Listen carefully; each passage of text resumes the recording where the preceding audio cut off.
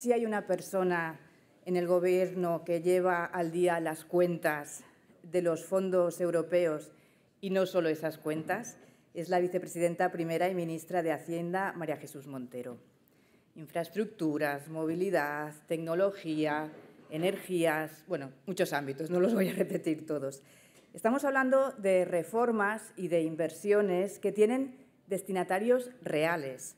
como hemos estado viendo en los debates de esta jornada, y cuyos beneficios repercuten en el conjunto de la economía española, es decir, en el conjunto de todos nosotros.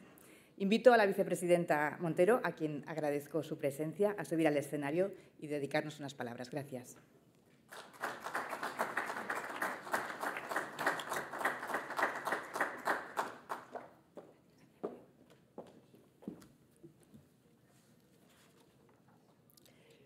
Hola y muy buenas tardes a todos y a todas. Gracias, Neu, por darme entrada a esta intervención y quiero empezar, como no puede ser de otra manera, agradeciendo al diario.es, a su director, a Ignacio Escolar, a quien quiero felicitar por su paternidad y por su cumplimiento de lo que corresponde también de ser capaz de disfrutar de los permisos que hacen posible también que las mujeres tengamos igualdad a la hora del acceso a un puesto de trabajo. Así que enhorabuena, Nacho, y sobre todo mucha suerte y mucha felicidad en la crianza de tu hijo. Y además celebrar que un año más podáis participar, podamos conocer las conclusiones de un foro que yo creo que es capaz de expresar muchas reflexiones absolutamente imprescindibles en algo tan importante como el proceso de modernización, de transformación de nuestro país, del cual es una herramienta imprescindible Next Generation y la totalidad de los fondos europeos, al punto de que probablemente no hubiera sido posible la celeridad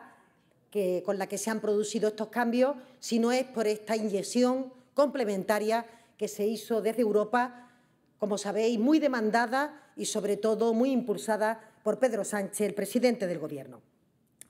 En este caso, reflexionáis sobre un tema que nos trae de cabeza a todos los dirigentes políticos, como es el de la autonomía estratégica, la forma en la que España, en la que Europa puede ganar capacidad productiva, puede tener liderazgo en sectores que estamos viendo que van a ser, que están ya siendo absolutamente esenciales para la planificación del presente y mucho más del futuro. Y no me refiero solo a la hora de incrementar la competitividad de la industria, del tejido empresarial y que eso permita realmente tener fuerza frente al dinamismo que hay en otras partes del mundo, sino especialmente para garantizar la propia estabilidad del proyecto europeo y la seguridad ante la incertidumbre de la actual situación geopolítica.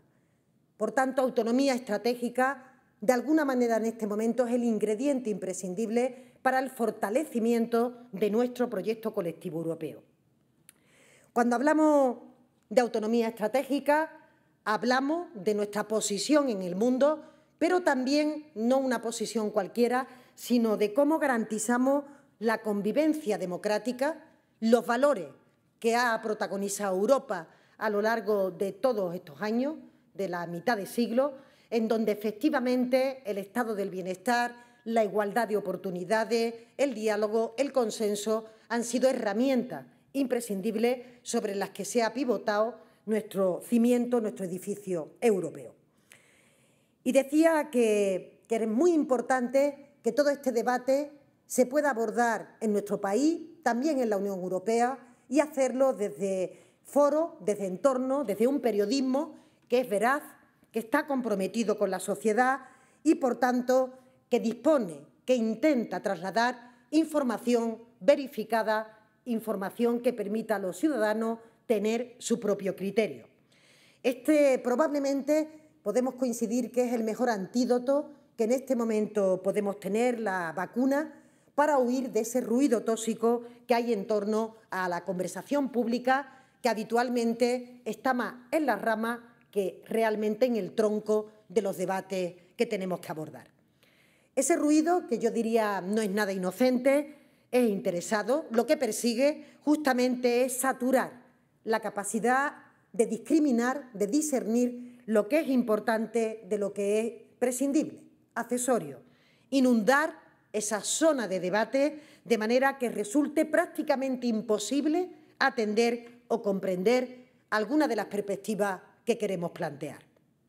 Pero si a ese ruido permanente le unimos que de un tiempo a esta parte también las urgencias se van solapando, se hace difícil levantar la mirada para tener una perspectiva amplia de lo que está ocurriendo, de lo que pasa a nuestro alrededor,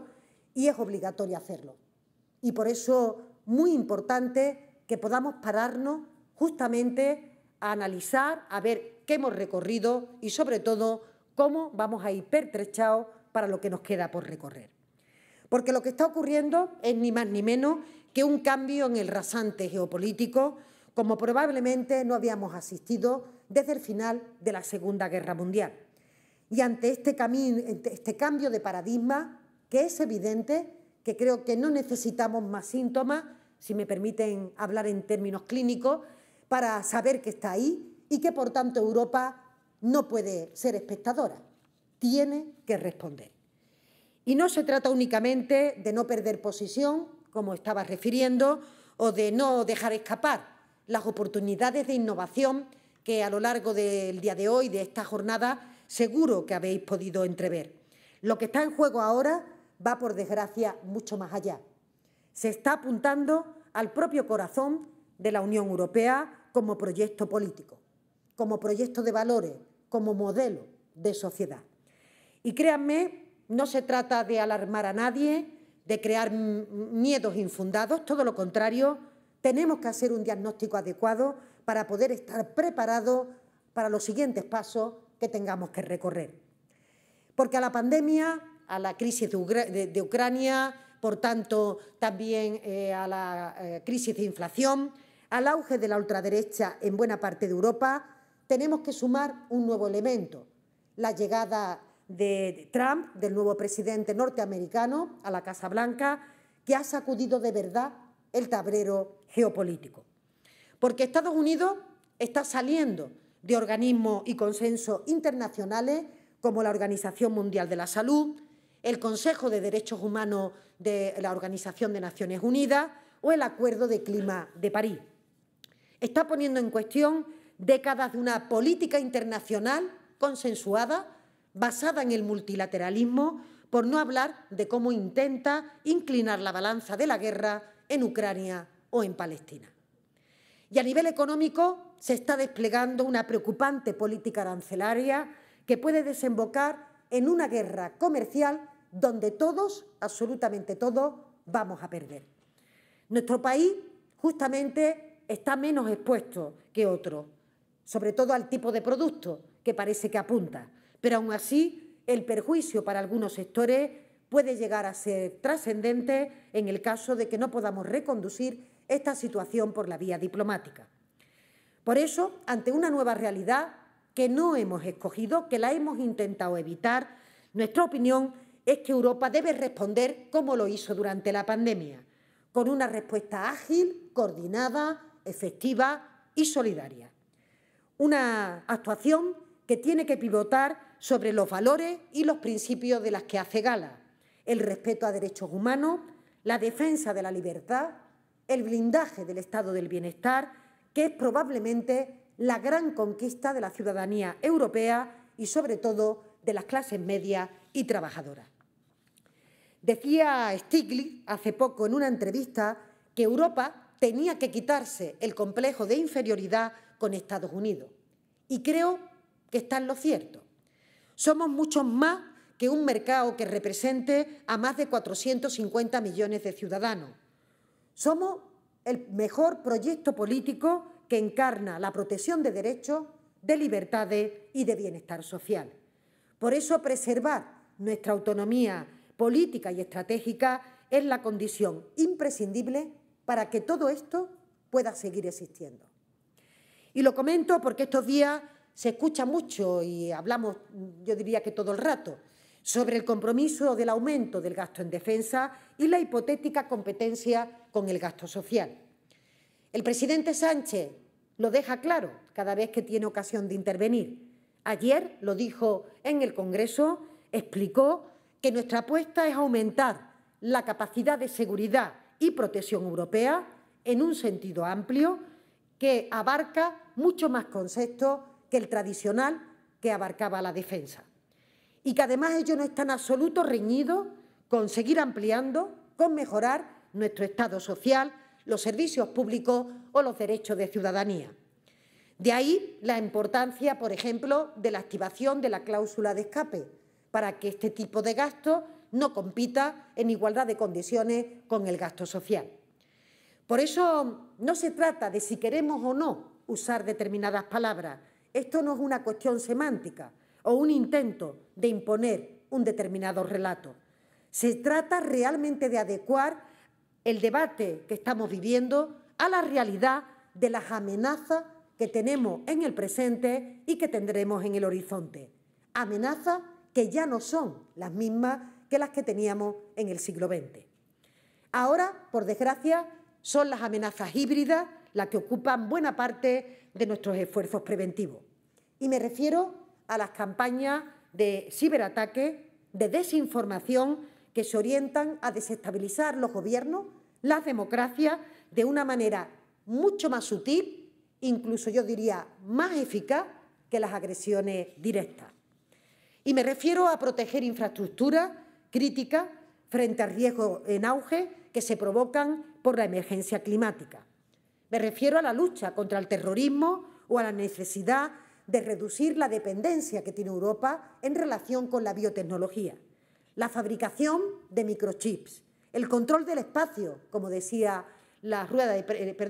mesa de trabajo anterior, a través de satélites que no pueden ser desconectados al capricho de alguien. Como saben, la Comisión Europea ha reflexionado sobre esta materia y ha querido dar una batería de instrumentos que permitan dar una respuesta conjunta. Una de ellas, poner a disposición de los Estados miembros 150.000 millones de euros a través de préstamos que se respaldan por el presupuesto de la Unión Europea. Otra es la posibilidad de utilizar fondos estructurales de manera voluntaria, el que quiera, que movilicen también recursos del Banco Europeo de Inversión. En tercer lugar, y también igualmente importante, la activación de la cláusula de escape.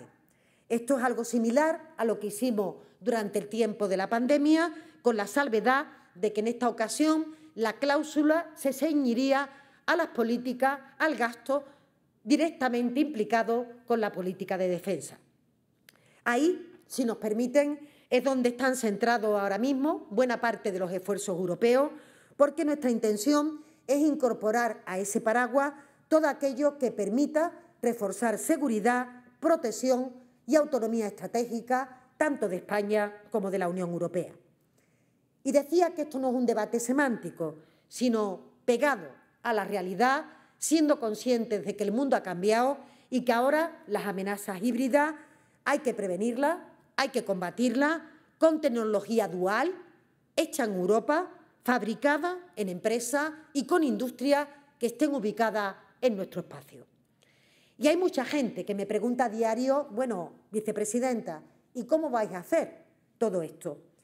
Y yo creo que ese debate europeo va a ir también marcando el camino, va a ir haciendo, enriqueciendo con las aportaciones de cada país cómo tenemos que caminar de la mano, como hemos hecho en crisis anteriores y que ha traído tan buenos resultados, al menos a nuestro país, por el aprovechamiento de estas ventajas en crecimiento económico, en creación de empleo, en combate contra la inflación y todo aquello que la anterior crisis traía como consecuencia que hemos podido prevenir.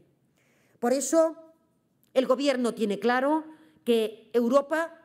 tiene, y ahí vamos a participar activamente, que arbitrar los consensos que permitan responder colectivamente a este nuevo desafío. Esto no se puede dejar al albur de lo que cada Estado miembro piense que puede o que debe hacer. Por eso vamos a aportar soluciones, lo está haciendo el presidente del Gobierno en todas las reuniones internacionales. Vamos a intentar liderar los debates en los que realmente podemos tener un protagonismo de conocimiento de forma responsable, como venimos haciendo todos estos años. Y, por cierto, un pequeño apunte al hilo de lo que comentaba sobre esa flexibilidad de las reglas fiscales, porque quiero recordar que España está haciendo un gran esfuerzo en la consolidación fiscal en estos últimos años tras la pandemia. Esta mañana he tenido la oportunidad de certificar el dato de cierre de 2024 y España vuelve a cumplir por quinto año consecutivo con el objetivo de déficit, lo ha mejorado incluso respecto a la previsión, por tanto, por debajo del 3% que se marcaba en Europa, en concreto en el 2,8%. Una muestra más de que el crecimiento económico de nuestro país no es una anécdota, es un crecimiento sostenido en el tiempo, es un crecimiento robusto, compatible con el refuerzo del estado del bienestar y, además, trasladando la imagen tan importante en términos de confianza económica de que España es un país fiable, con estabilidad y que puede llevar al ánimo de los mercados y de los inversores el incentivo necesario para que se apueste por nuestro país en un contexto internacional donde la incertidumbre va en aumento. Pero antes de centrarme en eso en concreto, en el plan de recuperación, quiero compartir algunas ideas que abundan en el debate de la autonomía estratégica que venimos impulsando por parte del Gobierno de España. Y no es casualidad, es que la mayoría de los préstamos de la segunda parte del plan de recuperación van a ir dirigidos en esta dirección. Porque España ha sido el país que más ha peleado, porque realmente estas medidas, que algunos tildaron como excéntricas, se vean realmente como un motor, como una palanca de cambio de nuestro tejido productivo. Ahí está algunos de los hitos que hemos ido dejando como huella: la excepción ibérica, el hub del hidrógeno verde. Hoy el 20% de los proyectos de hidrógeno verde europeo están en nuestro país, están en España. La apuesta por la fabricación de semiconductores, el primer ordenador cuántico de acceso público y 100% europeo, el desarrollo de la inteligencia artificial regida por valores éticos y no solo por intereses económicos, y muchos más proyectos que nos permiten estar a la vanguardia de esa autonomía estratégica en Europa y, por tanto, en España. La segunda es el que llamamos Reglamento STEP, que crea la Plataforma de Tecnología Estratégica para Europa. Una iniciativa que trabajamos mucho durante el periodo de presidencia española de la Unión Europea y que básicamente va en la dirección de que las regiones puedan beneficiarse de una tasa de cofinanciación del 100% y de prefinanciación del 30% en proyectos estratégicos. Esto no es residual, esto es muy importante, porque los gobiernos no tienen que hacer tanto esfuerzo para acompañar con presupuesto ordinario el desarrollo de estas iniciativas. Y nos estamos refiriendo a todo el sector digital, al verde, al biotecnológico, incluida financiación de proyectos de grandes empresas, algo que estaba prohibido hasta este momento por parte de los fondos europeos. El objetivo, lo pueden imaginar, desarrollar un tejido empresarial fuerte, potente y capaz de competir con los grandes gigantes en el mercado internacional. Pero esto no va de que apostemos solo por la gran empresa. Esto va porque seamos capaces de incorporar a estos proyectos ambiciosos a toda la estructura de pymes, de micropymes, también de autónomos, que están en estos entornos y que para poder competir necesitan de una estructura, de un clúster que permita realmente aprovechar la fortaleza, la sinergia que supone aliarse con otros sectores, con otras microempresas que puedan contribuir a aumentar el tamaño, la escala o bien a algunas partes de la cadena de valor. Lo que queremos, por tanto, es que el tejido de pyme que está alrededor de las empresas, si existe, se consolide y si no existe, podamos estimularlo y diversificar parte de la actividad que estas empresas están desarrollando para otros entornos. Esta medida es acorde también con los cambios que se hicieron en los regímenes de ayudas de Estado, que, como sabéis, es el limitante para que los Estados miembros podamos dar subvención. Si recuerdan, España ha defendido que todos los instrumentos de financiación con los que cuenta un país deben estar disponibles para poner en marcha toda la estrategia, para que no se produzcan distorsiones en la competencia y para que el mercado único permita que no haya capacidades fiscales distintas por parte de cada Estado miembro. ¿Lo pueden entender? Aquellos que tienen una mayor capacidad económica podrían estar tentados de dar más ayuda a su sector empresarial, por lo que otros países con menos capacidad económica estarían en desigualdad de condiciones. El cuarto elemento que estamos trabajando es la revisión justamente del marco financiero plurianual, la negociación del nuevo marco 21-27 y que estamos desarrollando está dando preludio a lo que abarcará el que ya estamos diseñando, el 28-34, y donde realmente la Comisión Europea quiere incorporar el aprendizaje tanto de Next Generation como de todos los nuevos ensayos que estamos haciendo en el marco 21-27. Esta herramienta, unida al plan de recuperación, es la mejor fórmula que entendemos que podemos tener para ganar esa autonomía estratégica con la modernización del modelo económico, del modelo productivo de nuestro país. El principal reto que hemos afrontado desde que entramos en la Unión Europea, porque hemos empleado un volumen de recursos ingentes, gracias a que los tenemos, podemos dar los datos de crecimiento que en este momento expresamos, pero también por la profundidad y la transversalidad de todos los cambios que hemos impulsado. Compromisos legislativos, inversiones públicas y privadas y un horizonte temporal extraordinariamente exigente para culminar la ejecución de todos estos fondos europeos. Yo creo que han trabajado muy bien las administraciones públicas, el tejido empresarial, los agentes sociales, el mundo del conocimiento, con el enorme reto que ha supuesto esta coordinación. ¿Que podemos mejorar? Sin duda, pero partiendo de cero, creo que la experiencia merece la pena destacarla y, sobre todo, tomar nota de ella. España, yo creo que ha sido propositiva durante todo este periodo, lo seguirá haciendo y creo que está haciendo los deberes con un esfuerzo titánico para que todos los recursos lleguen hasta el último rincón. No hagamos esta aseveración de que parece que los recursos se quedan en la espuma y no son capaces de sedimentar hacia el conjunto del tejido productivo. A nivel macro, sabéis que la estrategia utilizada, los datos avalan que ha sido la correcta. Estamos liderando este crecimiento económico de la eurozona, una situación que realmente contrasta con la atonía que se observa a nuestro alrededor. Hay otros elementos que también van a impulsar estos fondos europeos, pero en el que solamente voy a decir los 4 que el Gobierno quiere resaltar. Primero, formación profesional. Seguimos creyendo que este país tiene que dar un salto de gigante en una cualificación profesional que es nuestro gran diferencial con el resto de países europeos. Se han creado 350.000 nuevas plazas de formación profesional,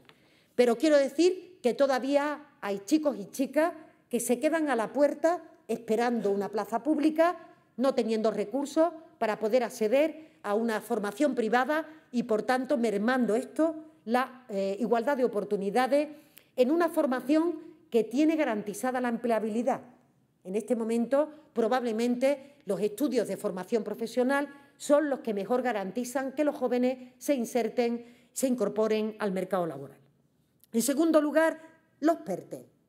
porque los proyectos estratégicos realmente, desde su diseño, están obligando a repensar estos sectores de autonomía estratégica y, por tanto, diseñar la totalidad de esa cadena de valor que tiene que acompañar también el dinamismo económico. 12 PERTE con convocatorias que ya alcanzan los 21.500 millones de euros.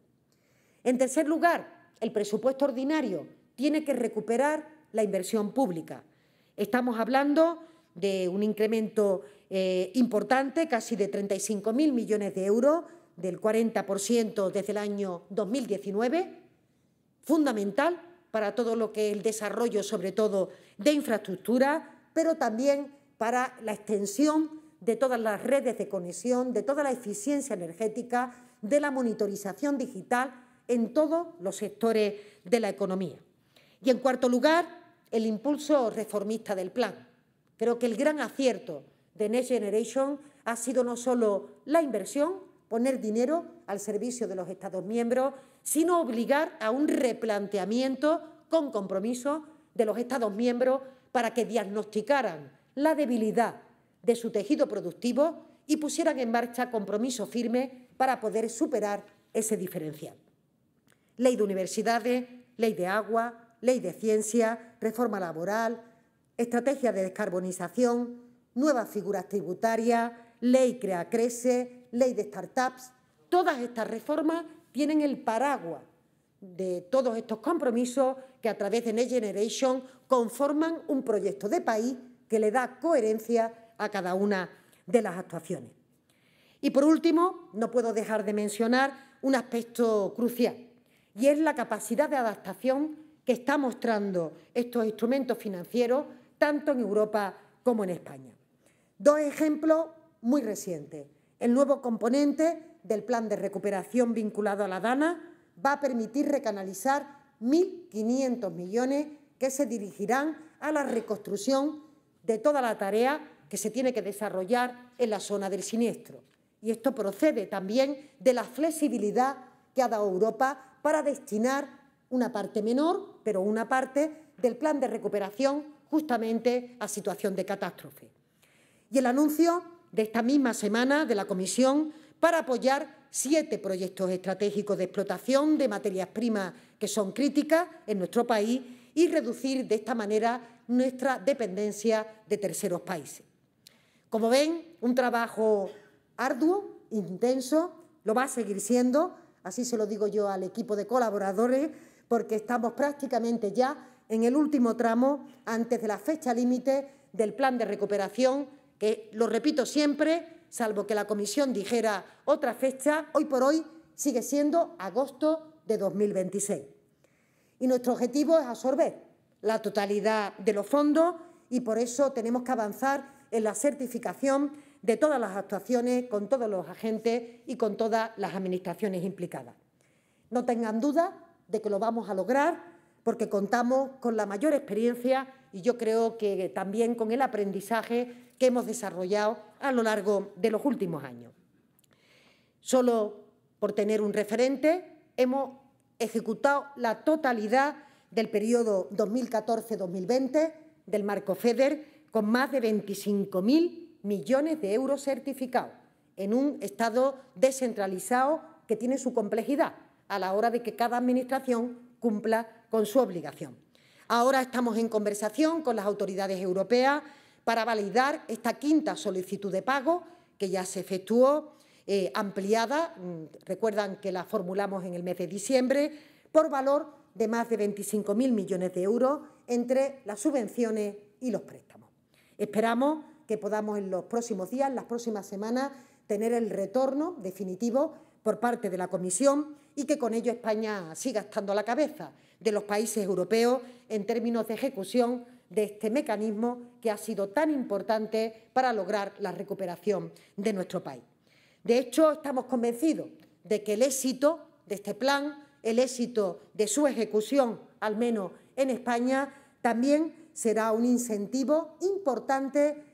en nuestro país, fuera de él, para ver que efectivamente soluciones de este tipo son adecuadas a momentos como el que vivimos y, por tanto, deberíamos de repensar la posibilidad de que este plan se pudiera repetir, se pudiera extender en el tiempo, como viene demandando el presidente del Gobierno. Y ojalá, más allá de la coyuntura, en este momento relativa al gasto en defensa o de las coyunturas que tenemos que tener para intentar fortalecer al ejército ucraniano